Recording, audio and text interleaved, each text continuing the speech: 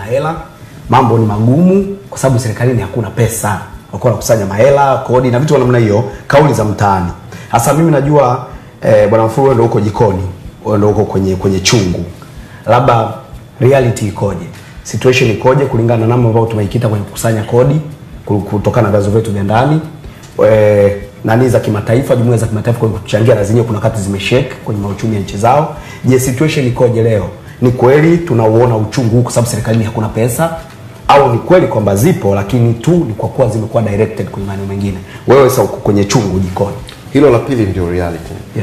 Mimi sina sababu ya kutafuna maneno. Mimi ni Mtanzania. Bahati nzuri kabla mimi ya kuingia kwenye serikali, mimi nimekuwa kwenye banking sector for over 20 years. Hii sio mara ya kwanza tunakuwa na liquidity crunch kwenye soko. Every year you can remember, yani wewe nenda rudi nyuma mwaka wowote ule baada ya budget ya serikali kunakuwa na liquidity crunch kwenye soko, kwa sababu wakati huo serikali inakuwa haianzi kuspend, sababu ndio mwaka umekwisha, vyanzo vipya vya mapato vimetafutwa, na kwa serikali inakuwa inajipanga. Kwa kati ya tuseme kuanzia mwezi Mei all the way mpaka August, mara nyingi huwa tunaona kabisa kuna liquidity crisis kwenye soko. It's a cycle. Okay? Sasa hata mwaka huu ilikuwa hivyo. So mimi ukiniuliza July all the way to August, was it a new thing? Ni normal, imekuwa ikitokea kila mwaka. Naisema from experience. So kota iliyobakia ni hii kota ambayo tuliopo sasa. You know, serikali imekaukiwa. I'm saying no. We've seen huge spending zikifanyika kwenye infrastructure. Ukitembea, tunapata nafasi ya kutembea huko mikoani. Unaona barabara zinajengwa, unaona viwanja vya ndege vinajengwa. You know, we follow these things. Hivi vitu havitokei tu kama ingekuwa imekaukiwa. So who's that Uncle Joe ambaye anatufanyia pesa, kama sisi hatuna pesa? Kwa hiyo mimi nasema tumepanga au tumechagua kudirect pesa zetu kwa sasa kwenye maeneo ambayo hayaleti pesa kwenye mifuko yetu moja kwa moja. It's a choice we are making now.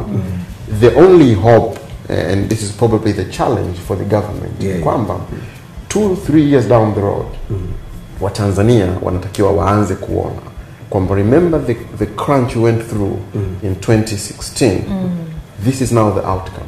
You know, kwamba tunaona reli inafanya kazi, tunaona ndege nyingi zinakuja zinatua mikoani huko, tunaona barabara zinafanya kazi, tunaona umeme umeongezeka, tunaona production costs zimeshuka.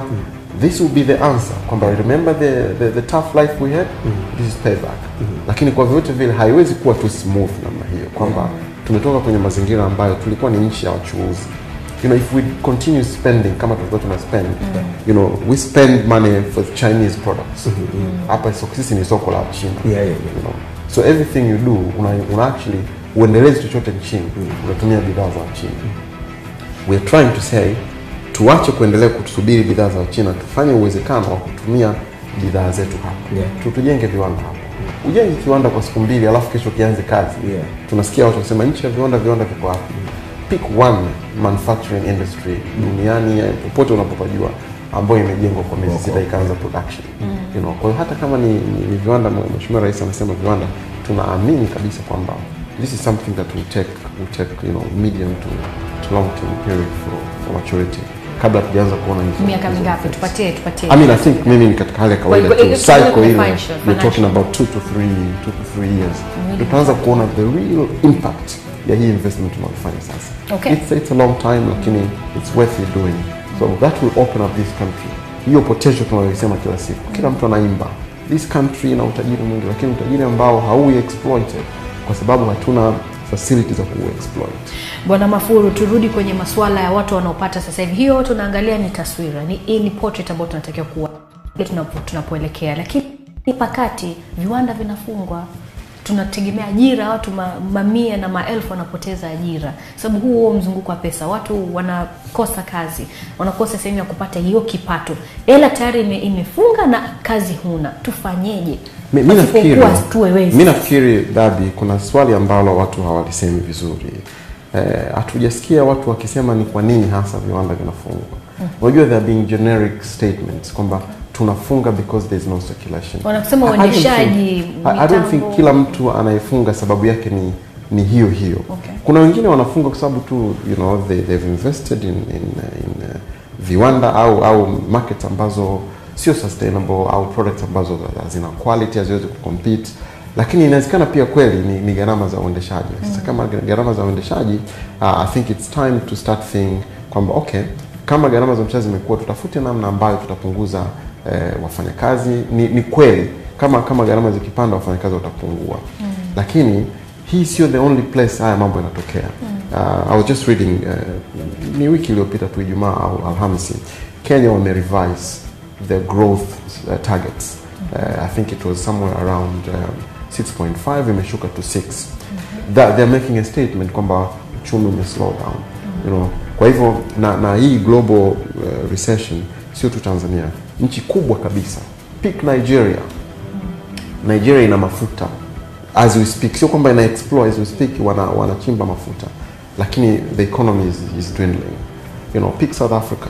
You know, hakujatokea mabadiliko ya uongozi, lakini wanazo fundamentals zingine ambazo zinawa affect na uchumi una hauendi vizuri. Lakini this is also a reality kwa hata nchi zingine kubwa kabisa duniani. Kwa hiyo tusisahau pia kwamba dunia kwa ujumla uchumi una slow down kwa sababu nyingi tu. Mataifa makubwa kama Marekani, mataifa makubwa kama China ambayo ndio yana drive uchumi yana suffer pia. Sisi tunategemea sana injection ya investment funds kutoka China, kutoka Ulaya, lakini sasa hivi wa China nao they're busy fixing the economy ambayo hapo nyuma ilikuwa ime slow down. So before they write a check to invest in Tanzania, they will have to fix their own countries. Kwa mimi nasema ni realities ambazo zinaikumba dunia. Nchi zitatofautiana impact kutokana na kiwango cha stability ya uchumi ulivyo. Lakini mimi kwa sisi kwa hapa Tanzania, I want to have faith in what the government is currently doing. It's an adjustment ambayo ni painful. You know, nilianza mwanzoni na mfano wa household. Ni maamuzi ambayo baba na mama nyumbani wanafanya ili familia iendelee, watoto waendelee kusoma shule, waweze kulipa fees na maisha ya kawaida yafanyike. Vitu vingine ambavyo vilikuwa vinaongeza pressure kwenye wallet vinapunguzwa. Kuna watu kwenye familia hawatafurahia. Kuna watu kwenye familia wataona wamekuwa denied certain things. Lakini lazima baba na mama waweze kuwaashua watoto kwamba hii ni temporary tu. Tutakapokuwa tumeweza kupata 1, 2, 3 things, mambo yatabadilika. Na hii ndio unayoisikia kila wakati kwa